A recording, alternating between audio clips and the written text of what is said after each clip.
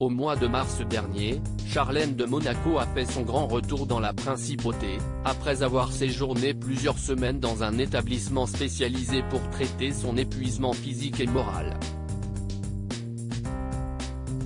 En accord avec ses médecins et alors que son rétablissement est en bonne voie, leurs Altesses Sérénissimes ont convenu ensemble que la princesse Charlène peut désormais poursuivre sa convalescence en principauté, auprès de son époux et de ses enfants, avait ainsi annoncé un communiqué officiel du palais monégasque. Mais la princesse ne serait pas retournée dans les appartements privés du palais princier. En effet, elle se serait installée à Roccagel, lieu où elle était confinée au printemps 2020 avec ses enfants durant la pandémie de Covid-19.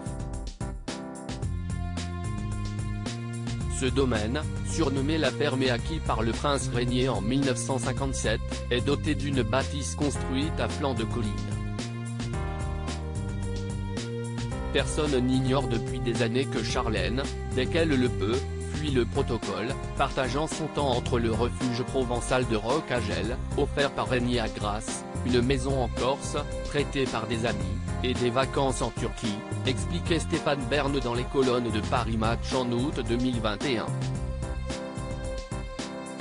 Albert II, traumatisé par la mort de sa mère Merock Angel, était aussi le refuge de Grace Kelly, la mère du prince Albert II. Et si est près de ce lieu que cette dernière est décédée en septembre 1982. Alors qu'elle se trouvait au volant de sa voiture, avec sa fille Stéphanie à ses côtés, la princesse n'avait pas bouclé sa ceinture de sécurité. Et tandis qu'elle arpentait la route de montagne et les virages, Grace Kelly a perdu le contrôle du véhicule. Elle est finalement morte le lendemain des suites d'une hémorragie interne. Une terrible tragédie qui continue de hanter le prince Albert, qui souhaite tout faire pour éviter qu'un tel accident ne se reproduise.